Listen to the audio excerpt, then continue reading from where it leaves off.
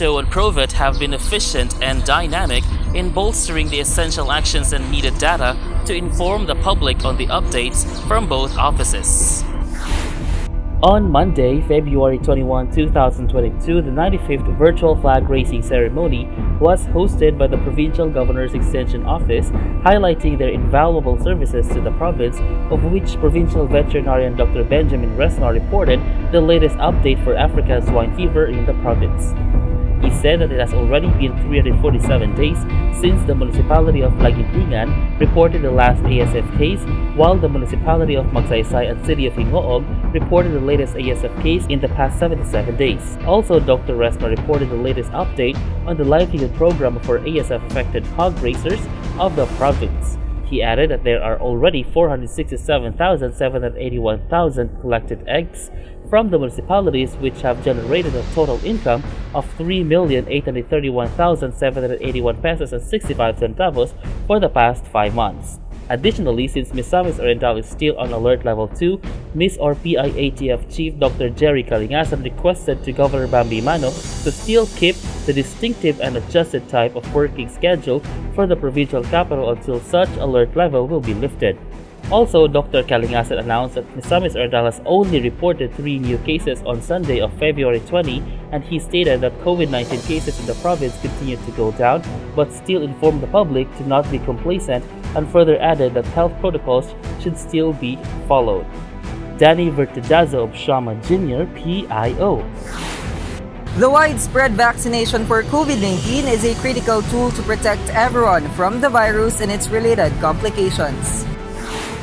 On Tuesday, children ages 5 to 11 years old got their protection from inevitable severe COVID-19 infection through a children's party-themed vaccination rollout dubbed as Res Bakuna Kids at the Provincial Cooperative Building located inside the Provincial Capital Compound. Para protection sa akong anak, nakadesisyon ko nga ako sa babakunahan kay sa among family siya na lang sad ang wala pa nabakunahi.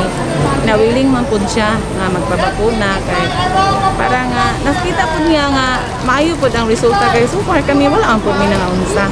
Free meals, party bags, ice cream and cotton candy were given to 122 pre-listed children of provincial capital employees after their successful immunization using 0.3 ml of reformulated Pfizer vaccine and a magic show to entertain them while they are under monitoring. This successful initiative was a collaboration of the provincial government offices such as the Assistant Provincial Administrator's Office, Misamis Oriental Care System or MISOR Cares, Provincial Cooperative Office, Provincial Assessor's Office, Clean and Green Office, Provincial Tourism Office, Provincial Disaster Risk Reduction and Management Office, and the Provincial Health Office. Pagbakuna sa mga bata, dili gyud sila masakitan tungod kay anaa kanimo ang inisatiba nga malingaw mga bata nay kalingawan nay mga magic nga imong gihatag sa mga bata nay mga pagkaon po aron malingaw mga bata usa pag-inject sa ako mga anak wala intaw nasakitan kay nagunahon na sa magic. In another story in celebration of World Spay Day, Cagayanan Responsible Association of Siberian Husky or CRASH partnered with the Provincial Veterinary Office for a responsible pet ownership campaign through spaying and neutering, the key to preventing the proliferation of stray or abandoned dogs and cats. The annual Crash Gives Back was also conducted to celebrate this special day by giving dog food to fur parents who will be participating in the upcoming spay and neuter activity of Provet. Ray Marximania, PIO. Misamis Oriental is truly blessed to have an exceptional leader in the person of Governor Bambi Emano who tremendously answers the need of every Misamisnon through delivering various quality services all over the province.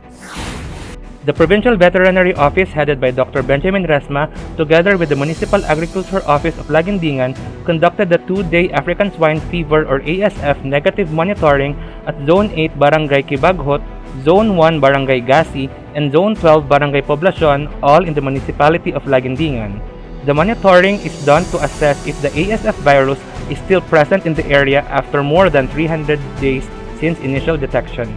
If found negative for the ASF virus, interventions for recovery and repopulation can be then initiated. Disinfection of pig pens was also conducted together with the giving of free disinfectants, dewormers, and vitamins or electrolytes to the farmers. Jesse Andaliasa, PIO. Provincial government of Misamis Oriental will launch the Barangay Bambi program with the full support of the various capital offices in providing comprehensive and high-quality services to individuals and families. On Thursday, February 24, 2022, the provincial government of Misamis Oriental, through the leadership of Governor Bambi Emano, continued giving out quality services to people from various capital offices such as PAGRO, PHO, ECCD, PROVET, PSWDO, PEO, and IKNB. They collaboratively poured out their excellent work quality in support to education, agriculture, health, and all other equally important aspects benefiting the people of Misamis Oriental. Children and individuals from all walks of life around the province are not deprived from the care they really need despite the pandemic, as PJMO constantly contributed programs and distributed financial assistance. Governor Bambi Emano, together with the MODHA, provincial board members, PGO Overseer Attorney Nadia Emano Ilipe, among others, participated in the whole-day event. Amongst the services rendered by the provincial government were free legal consultation, free medical checkups, free circumcision or minor surgery, free medicine, feeding, and many more. The event highlighted the turnover of various projects in the said barangay, including Sitio Maribuhok.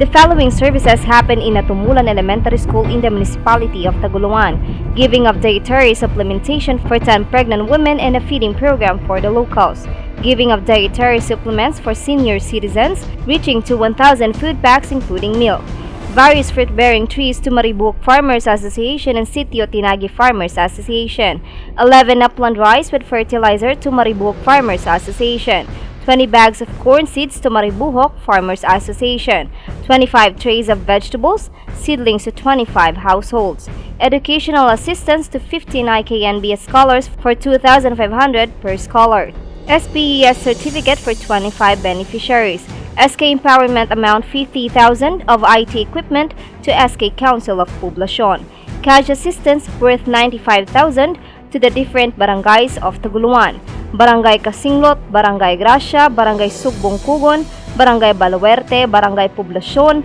Barangay Santa Cruz, Barangay Santa Ana, and Barangay Rosario, and 4.9 million worth of road improvement with drainage. Mga dapat mga seeds o mga food pack o kang round up. Salamat kayo, Sir Bambi. Furthermore, Governor Bambi Emano never failed to frontline the pillar of education to be made available for everyone. Through the Provincial Early Childhood Care and Development Office PECCDO, with the leadership of Ms. Meriden Lilay Okot, the provincial capital turned over the Maribuhok Child Development Center with complete furniture, educational supplies, and a Bambi 50-inch TV situated at Sitio Maribuhok, Santa Ana, still in the municipality of Taguluan. Additionally, on the same day, the Budget Officers League for Development of Misamis Oriental has conducted its first regular meeting for calendar year 2022 through the face-to-face session. The activity happened at View Deck Route 955, Barangay Lanise in the municipality of Claveria. This meeting aims to discuss the latest issuances issued by the Department of Budget and Management (DBM) and evaluate the budgeting activities for all LGs in the province, among others. Present on the said activity were the various municipal and city budget officers of Misamis Oriental, headed by Ms. Daisy Gaabokayan, BOMO President, Municipal Budget Officer of Sugbong Kugon, together with the Provincial Budget Office, Technical Section Staff, and Provincial Budget Officer Mr. Clint Kenneth Y. Yanez. Moreover, the farmers market continually provided services on selling variety of foods, fruits, vegetables, and more. For last Thursday, the total sales reached to 49,286.30 cents, composing the processed products with 22,722 and fruits and vegetables with 11,204.30 cents. It has been observed that there was a decrease in the revenue compared to the former week, with the same 10 exhibitors who had their displays of produce. Geneva Bandong, PIO. For the week-long update, last week was filled with momentous activities, all derived from an utmost commitment under the leadership of Governor Bambi Emano in serving Misamisnons tirelessly.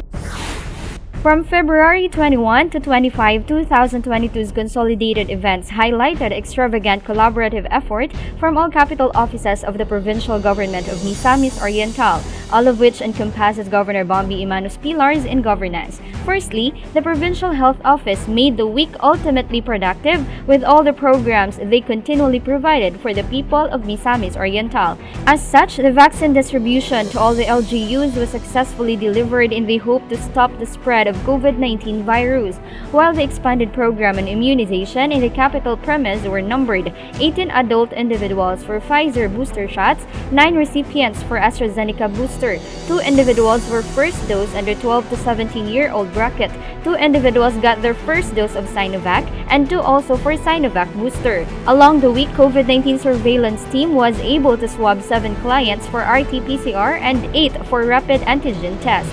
The PHO clinic attended 15 patients with no influenza-like illnesses or ILI cases. 2 individuals requested medical clearance, 1 for post-vaccination side effects, and 12 were for other reasons seeking medical consult. Moreover, the Animal Bite Treatment Center served 38 patients with 23 new cases. Gladly also, PHO's mental drug or induced psychosis program effectively served 45 patients, and therein with 2 new mental health cases and 1 new case for drug-induced psychosis. In another story, the Provincial Cooperative Office granted the aspirations of the cooperatives situated along the municipalities of Claveria and Sugbong-Cugon. Within the week, ceremonial turnovers of financial assistance happened with worth 100,000 pesos to Panampawan Multipurpose Cooperative at Barangay Tambubuan, Claveria, while 150,000 pesos to Poblacion Consumers Cooperative at Guada's Food House and Catering Services, MH Del Pilar Street, Sugbong-Cugon, respectively. So dili lang makita nato nga inaani lang sa assistance gagihatag karon dili sa unang panahon daghan naman kay napaabot ya sa mga barangay o karon kalipay ginako nga napaabot bisan sa mga kooperatiba sa mga gagmay nga kooperatiba sama sa amo. So para sa ako dako kayo ang maglipay nga si Governor Bambi Emano nagahatag og tagad labi na kanamong mga gagmay nga kooperatiba diri sa dapit sa among nimutangan diri sa bukid. Kalipay namo nga nakita niya nga bisan sa inamong among gamay nga puhunan karon nadugangan ana kadako. The impact on this event depicts social and economic aspects for the people of Misamis Oriental to benefit the most. For instance, the mentioned financial assistance shall make way for the expansion of business such as in microlending project at Claveria and the Tindahan ng Samahan at Sugbong-Cugon. It will also serve as an augmentation for both of the cooperatives' capital to boost their revenue potentials. Ang among ikapasali nga maglahutay gid siya nga mo progress or mo utubo o mo minto. Ug maning kamot mi nga magginunitay mi sa among kamot para mulahutay gyud mutubo siya nga hangtod-sangtod mintras bihi pa mi. With the full and continuous support of Governor Bambi Emano to all the cooperatives involved, all the recipients and members will be thoroughly and amply served. Since then, it's one of his topmost priorities, envisioning improved lives while reaching overall cooperative successes. Also, Provincial Governor's Extension Office located in Balay ni Nochka in the municipality of Taguan tirelessly delivered their oath in service, of which a total of 276 clients availed the free medical checkup and medicines, and another 5 clients and families benefited from the 3-in-1 service, which is the giving of free embalming, coffin, and transportation for their deceased loved ones. Indeed, last week's filled with thanksgiving and going beyond service, reflecting genuine love in the leadership of PGAO Overseer Attorney Nadia Emano Elipe and most of all of Governor Bambi Emano. Another series of events that transpired last week have been carried out by the Capital Park Clean and Green Office as they ensure the maintenance of clean and green environment during the first dose COVID-19 vaccination rollout among the 5 to 11-year-old children of the Capital employees. On the other hand, within the week, the said office never missed the 3-day cleaning and operation in preparation of the fruitful relaunching of Barangay Bambi program at Natumulan Elementary School, while these cleaning warriors of the capital see to it that the old DPWH or DBM office's canal and surroundings is always clean for almost a month now. Additionally, the Provincial Treasurer's Office once again proved the strengthening of transparency in governance under Governor Bambi Emano's leadership as they spearheaded a Municipal Treasurers League of Misamis Oriental seminar workshop. In the same way, the Misamis Oriental Local Treasurers Association held a Municipal Treasurers Retiree Recognition activity, of which present in the event were the 23 Municipal Treasurers of Misamis Oriental, including the 5 retired Municipal Treasurers from the municipalities of Balingasag, Lagunglong, Lugait, Taguluan, and Villanueva who received such recognition. Also in attendance was the Provincial Treasurer himself, Mr. Ronald James D. Villon, and the Provincial Treasurer's Office staff. This cause was to give emphasis on the relativity of treasury and financial risk management for all municipal treasurers in the province, which is real vital for their tasks. The activity also meant momentum in maintaining great partnership of the PGMO and all its subordinates that end result to deliver effective financial programs and services for all Misamisnons. Relative to the aforementioned event, Provincial Assessor's Office held an Enhanced Tax Revenue Assessment Collection System or ETRACS training and workshop from February 15 to 24, 2022. This project has been designed and developed by Ramesses System Incorporated, a software system to automate real property assessments, business permits licensing, and revenue collection operations of the LGUs. Through this, the LGUs can become more efficient and will improve its reporting accuracy. Notably, this initiative shall promote transparency and good governance since it applies controls for check and balance and audits each transaction being made every time. Participants were composed of municipal assessors and treasurers and staff from the 9 municipalities around the province. This activity has been made possible also because of the heads and facilitators, namely Provincial Assessor of MISOR, Engineer Marlon P. Ligaspe, Assistant Provincial Assessor Emi Gracie Mabilin, and Rain Babak from Taguluan with the Computer Operator 4, Mike Francis Caenya, as training speakers. Rajian Amora Tunal, my guide, PIO.